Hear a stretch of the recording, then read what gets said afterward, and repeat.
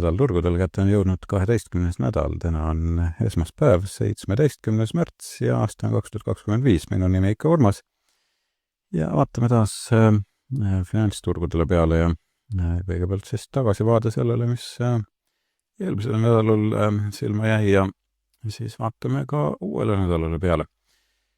Et eelmine nädal oli selline üsnagi volatiilne nädal ikka veel ja toimus siin ka teatav pööre lõpuks nädala lõpus.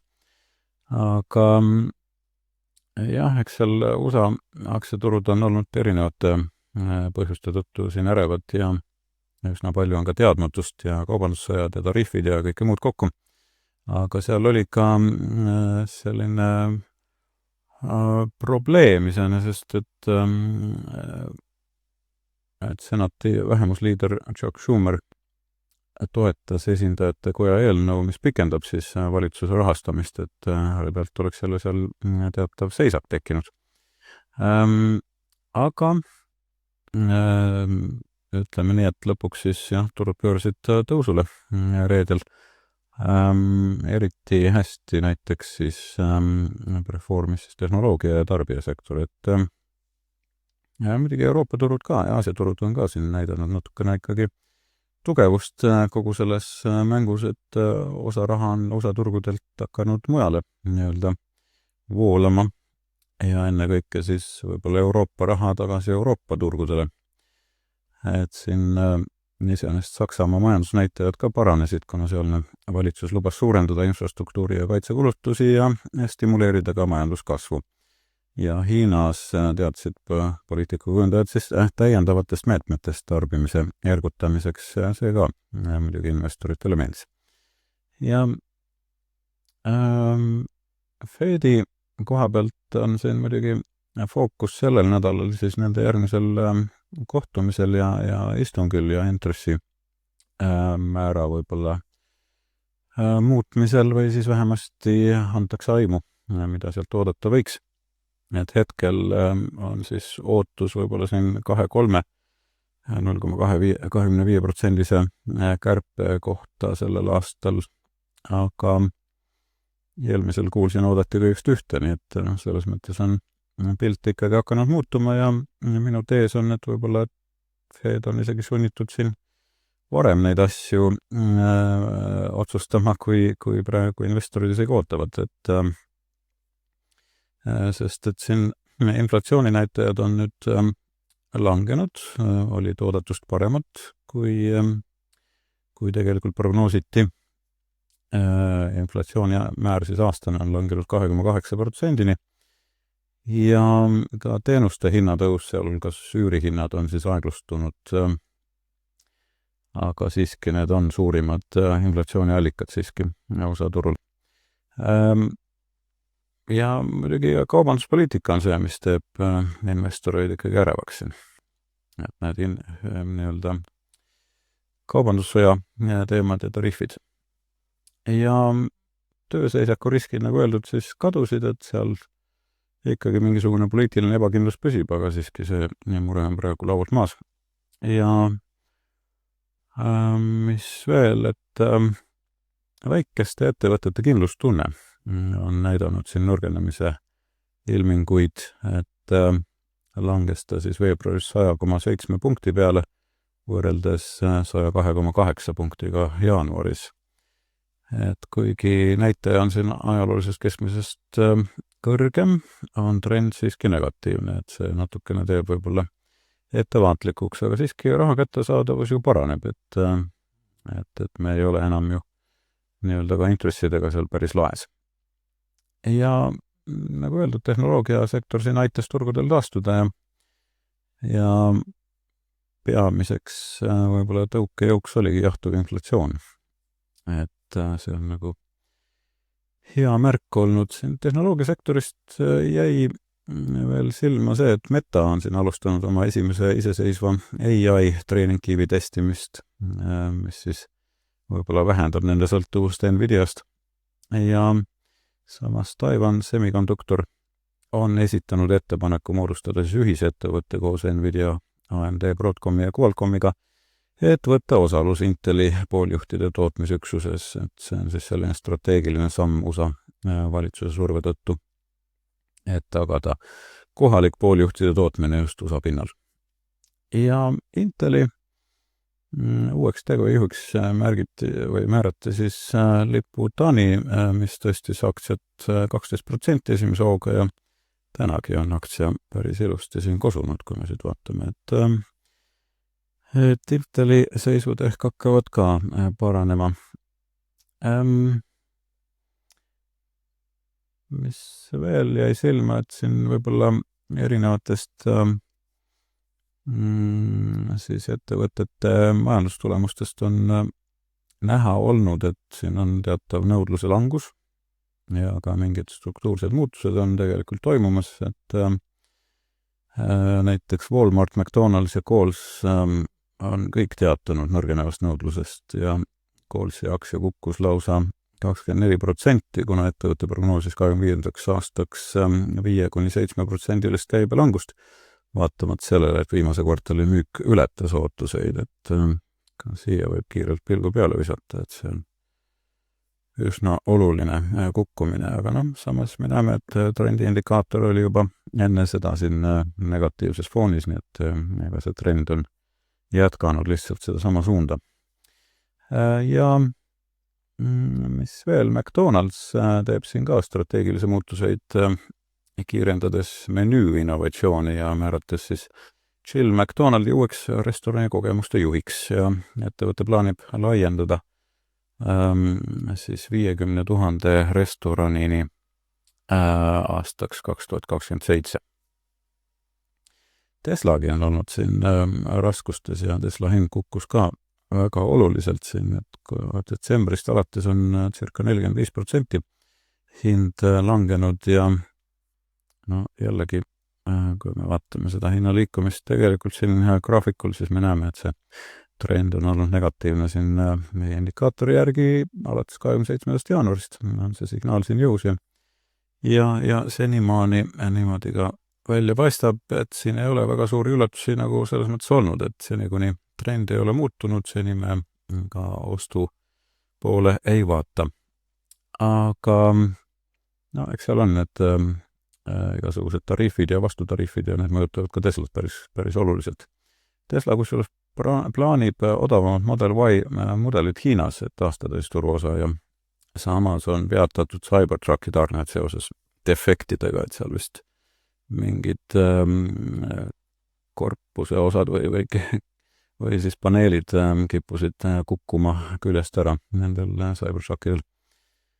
Ja krüptoturud siin ka on volatiilsust näidanud, et Bitcoin tegi siin päris olulise liikumise veel allapoole, nii nagu ma arvasin, et see langus ehk ei olnud veel selleks ajaks läbi, et siin kuigi president Trump siis tõi välja korralduse luua USA strateegiline Bitcoini reserv, et see lisab siis natukene uut võib-olla sellist dimensiooni krüptoturu regulatiivsele olukorrale ja võib muidugi mõjutada ka institutsionaalsete investorite strateegiaid siin, et selles mõttes tasub olla tähelepanelik, aga ma arvan, et Bitcoinil on veel jõudu siin liikuda ülespoole ka ja energia teema on ka üleval olnud, nagu ma olen siin juba korduvalt erinevatel perioodidel maininud, et energiavajadus maailmas kasvab järjest, just tulenevalt ka sellest AI maailmast. Et siin Amazon, Google ja Meta on siis ühiselt allkirjastanud kokkuleppe, et toetada ülemaailmse tuumaenergia võimsuse 3-kordistamist aastaks 2050. Niimoodi, ja kui siis vaatame, mis see hinnaliikumine meil siin S&P puhul teinud on, et CMS andis meil siin üsna varakult, nagu ikka, selle võimaliku ohusignaali, et trend hakkas muutuma negatiivseks ja nii ta siis on praegu püsinud, hetkel veel positiivset signaali ei ole, küll aga nädalases positiivne signaal juba tuli, et sinna võib-olla kiikame ka korra peale. Kuidas läks nende prognoosidega, et kõigepealt siis pöördepunktid, et eelmine pöördepunkt oli siin vist oli see kas neljapäeval äkki, jah? või oli see kolmapäev? See ei näegi siit päris hästi, seda ma korra vaatan siit reaalselt. Kolmapäev, jah, 12. märts oli siin eelmine. Ja nüüd uus pöördepunkt on meil siin juba tänaseks pandud, et vaatame siis, kuhu poole see hind reaalselt liikuma hakkab, aga kui me seda tunnist pilti vaatame, et siis siin täna just mõni aeg tagasi tuli ka uus ostusignaal ja trend hakkas tegelikult muutuma juba reedel. Et see on üsna selline hea märk, aga kuidas prognoosiga läks? Prognoos läks väga adekvaatselt tegelikult eelmine nädal, et hinnaliikumine oli üsnagi kooskõlas selle prognoosiga, et võib-olla see reedene tõus ei olnud siin nii teravalt näha, aga siiski terve nädala foon püsis siiski negatiivne, nii nagu prognoos ette nägi. Kullaga läks natuke selles mõttes kehvasti, et ta läks ikkagi pöördasetusse ja jällegi see prognoos oli pigem pahupidi pööratud siin. Et kui ta teistpidi pöörata, siis oli ta üsnagi adekvaatne. Ja Bitcoiniga läks ka suhteliselt hästi, et liikumine oli enam-vähem kooskõlas, nädala algus võib-olla ei olnud, et siin oli ka siuke pöördasetuse ilming, aga siiski nädala teine pool oli suhteliselt kooskõlas sellega. Ja uue nädala prognoosid on üleval, nagu ikka, turutrendide Patreoni kanalil, seda nii turutrendia kui turukuru tasemetele. Ja tehniline pilt siis veel korra siin ka eelmise nädala lõikes just ühetunnisel graafikul, et see aitab meil lühemas plaanis mõista, kuhu poole turg liigub. Et seegi oli negatiivne. Ja kui me vaatame seda suuremat pilti, et siin pärast selle lahknevust, mis siin mitmel korral tegelikult juba tuli sisse, enne kui turg hakkas korrigeeruma korralikult, et see lahknevus tõi meile tegelikult selle suurema languse, mis on nüüd olnud circa 10,5% või sinna kanti. Et selliseid kõikumisi turgudel tuleb ette ja see on tõesti normaalne, et turud vahepeal natukene hingavad, et sellised 2% või 10%-lisi pluss kõikumisi tuleb ette circa iga 2 aasta tagant ja arvestades seda, et meil on olnud 2 väga tugevat kasvuaastat, siis siin ei ole midagi imestada, et turud vahepeal tahavadki hingata, aga siin on siiski vägagi olulisi märke, mis viitavad, et turud ei ole sugugi mitte veel paanika sellises faasis, et turud suudavad siit ilmselt ka veel edasi liikuda. Ja see aasta tõenäoliselt ikkagi summa summarum lõpetab plussis, kuigi siin on väga palju volatiilsust, et sellest ma olen ka teid juba ju hoiatanud pikalt ette, et sellel aastal tasub olla ettevaatlik ja oma kasumeid kaitsta, mis on siiamaani tekkinud. Ja kui me vaatame võrdselt kaalutud keskmist, siis siingi indeksit õigemi, et siin on ka siis langus samamoodi esil olnud, et võib-olla mitte nii terav kui S&P puhul. Ja nädalane pilt andis meile ka esimese sellise signaali siin, aga need allapoole signaalid tihtipeale on olnud ka sellised suhteliselt lühiajalised, et turud kipuvad pöörama üsna kiiresti ringi. Ja tegelikult trend siin taustal püsib ikkagi positiivne endiselt. Ja mis juhtus siin 50 päeva keskmisega, see läks nüüd siia ilusti korrektuuri faasi, et vahepeal isegi 21% punktini jõudis, et selles mõttes täitsa korralik korrektsioon ja ühel hetkel ta hakkab siit jällegi siis uuesti taastuma ja ülespoole liikuma. Ja peaaegu siis 200 päeva keskmine jõudis ka siin päris madalasse seisu, vist circa 32-33% ettevõtetest vaid olid siis pealpool oma 200 päeva keskmise, libisööl keskmist hinnaga. Nii et täitsa siuke korralik korrektuur ja VIX on ka siin vaikselt niimoodi hoogu kogunud ja hirmu kogunud, aga nagu me siis näeme, siis nädala teine pool hakkas juba siin taanduma.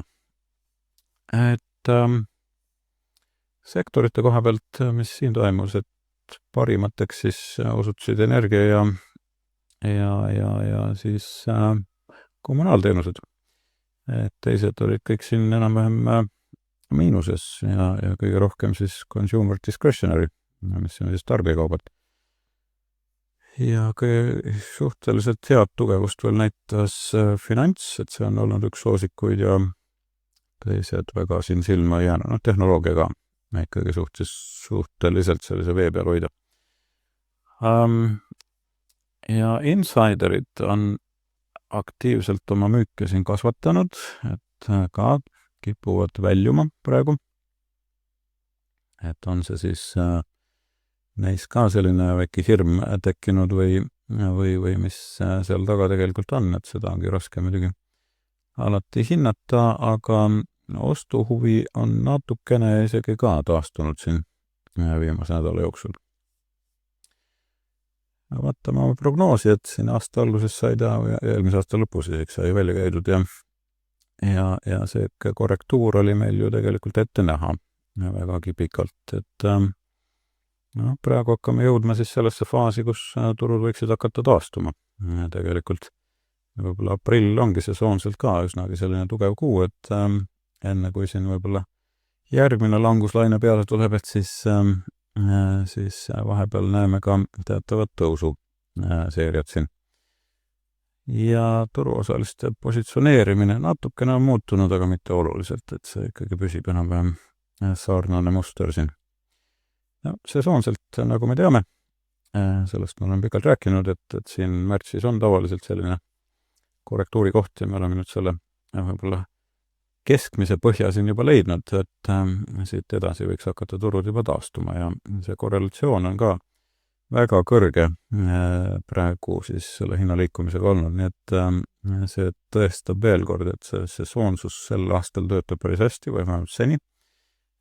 Kui me vaatame nüüd uut nädalat, et millised eeldused meil siin siis on, et viimase 3 aasta lõikes on see nädal toonud 100% kasvuvõimalust, et igal 3 aastal siis, igal aastal viimasest 3 on siis hind tõusnud selle nädala jooksul ja keskelt läbi siis 1,9%. Ja kui vaatame siin 5 ja 10 aastat, et siis circa ka 3 aastal, eks ole, 60% ja siin 10 aastast siis isegi rohkem on ju. Et iga 6 aastal siis on tõusnud, et lootust on, et sellel nädalal siis hinnad ikkagi suudavad siit tõusu ka näidata. Ja kui me vaatame astrokalendrit, et siis siin on pigem selliseid, ütleme nii, et natukene illusoorseid aspekte, aga pigem soosivaid. Et neljapäev on iseenesest oluline päev, et siin on siis kevadine pööripäev ka, et see võib tuua teatud pöördid ka seal suhtumises. Aga kui me vaatame siin paari olulist asja, et eile siis pühapäeval Merkuur pööras meil retrograadseks ja mismoodi see Merkuuri retro on turgudele tavaliselt mõjunud, kui me siin S&P puhul vaatame, et siis statistika näitab meile seda, et peale retro Merkuuri või siis Merkuuri pööramist hinnad kipuvad tõusma.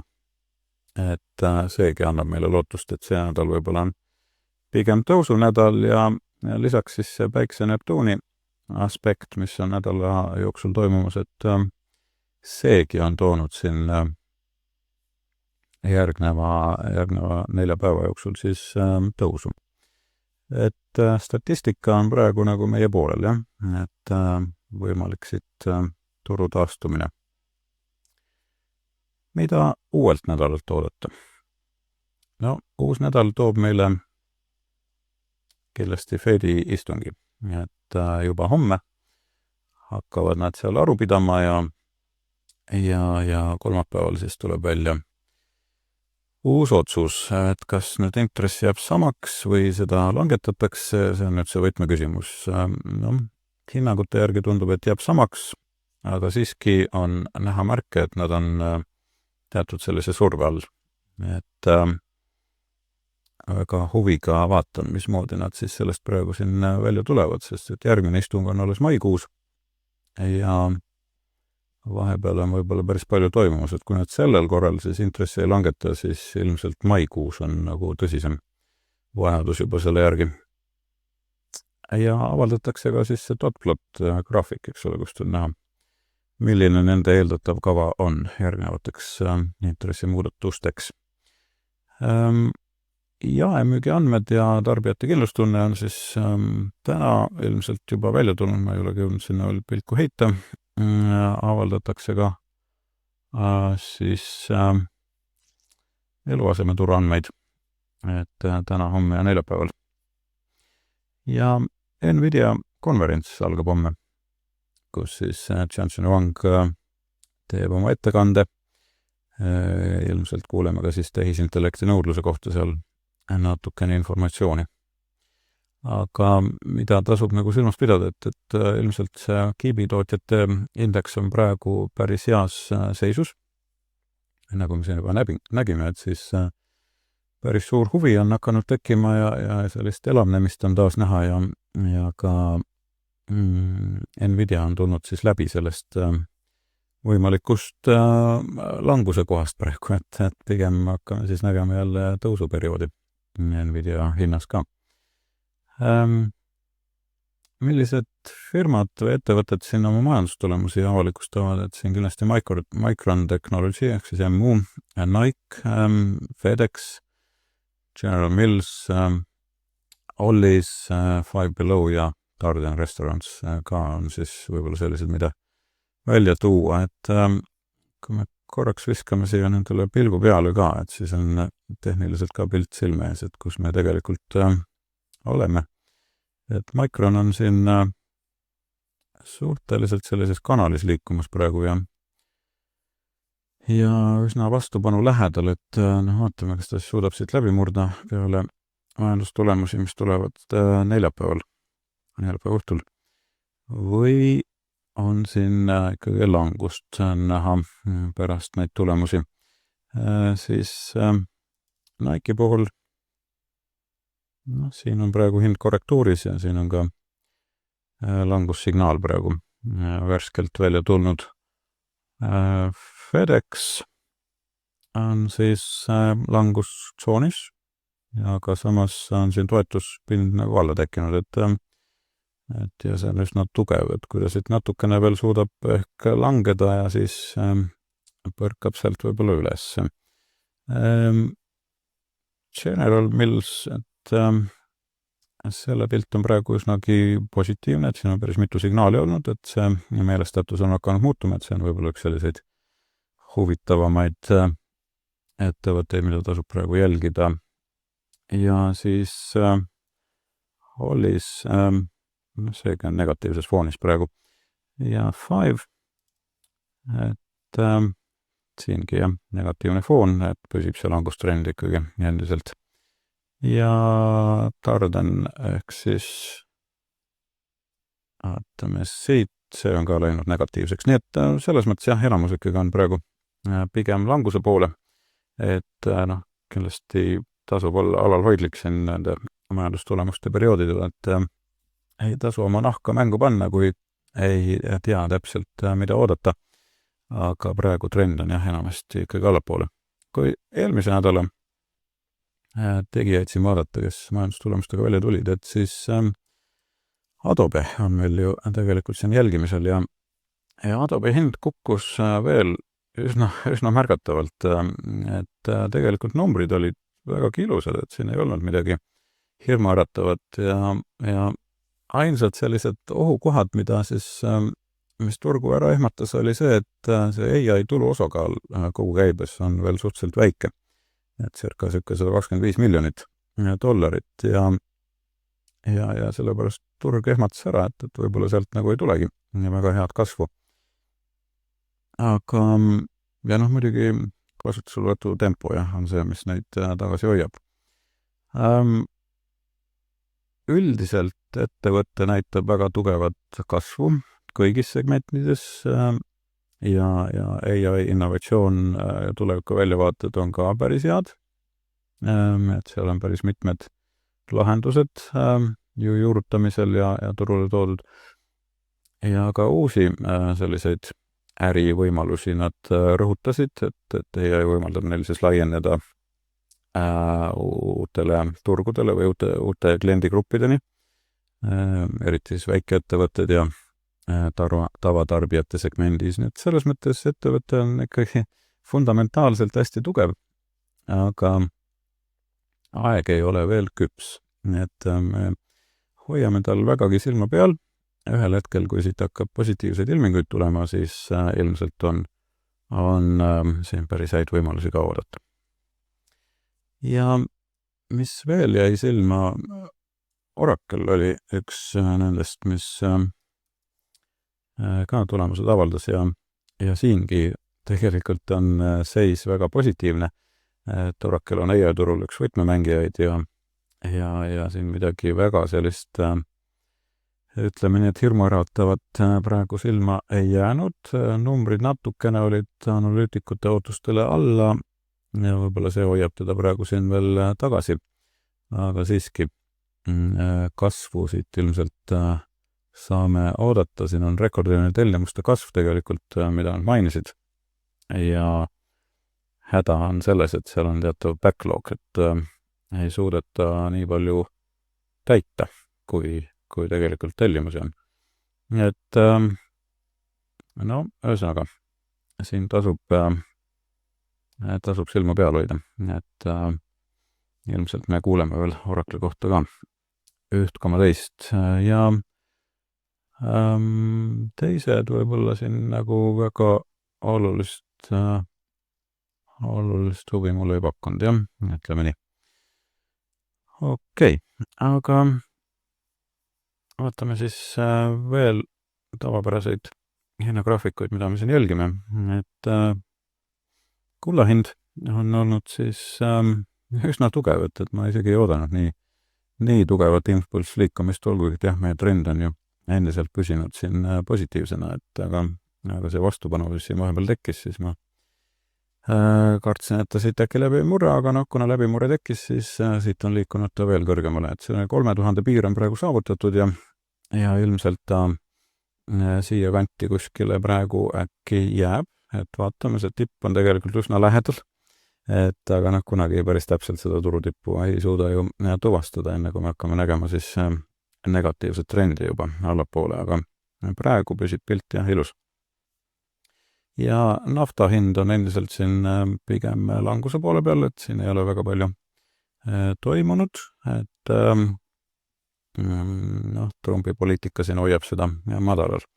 Nüüd Bitcoini koha pealt, nagu ma juba ütlesin, et siin selline oluline toetuspind sai katsutud esmaspäeval ja praegu on hind natukene taastunud, väga sellist tugevat kasvu või tugevust praegu veel näha ei ole, et hoiame sellel asjal silma peal, et õige pea me peaksime hakkama nägema ka trendi muutust siin positiivses suunas, sest et see langustrend, mis meil on praegu käinud, see on tsükliliselt, oli täiesti oodatud ja meil peaks tulema uus tõusutsükkel nüüd kohe peale ka.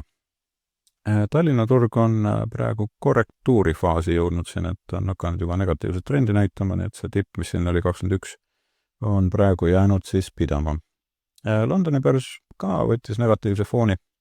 Nüüd on natukene siin taastunud, aga siiski praegu on juba pilt muutunud negatiivsemaks. Saksa turg samas püsib väga tugev, et siin on selline toetuspind praegu all ja hetkel veel uut tippu teinud ei ole, aga täitsa võimalik. Ja teised suuremad siin, mida me tavaliselt jälgime, et ma tegin selle kohta eraldi video siis nädala ideed, mis on Patreoni kanalis üleval, et seal ma alati vaatan siis neid võimalikke liikumisi. Ja alates siis sellest nädalast ma teen selle video ka avalikuks, nii et alates neljapäevast siis saate seda ka vaadata, aga kellel on huvi siis varasemalt, siis tulge ja liituge minu Patreoni kanaliga ja nii saate minu tegemisi toetada ja leiate sealt ka siis nädala prognoosid kindlasti huvitav jälgida või siis vähemalt annavad aimu, mida võiks enam-vähem oodata, aga nagu ikka, prognoos ei ole puhas tõde, alati tuleb ikkagi kaubelda hinda, mitte prognoosi. Nii et see on see, mida tuleb meeles pidada, et prognoos võib osutuda valeks. Hind aga räägib seda, mida turg tegelikult mõtleb. Mina aga praegu tänan, soovin teile edukat nädalat ja kohtume taas siis uuel nädalal, kõik head!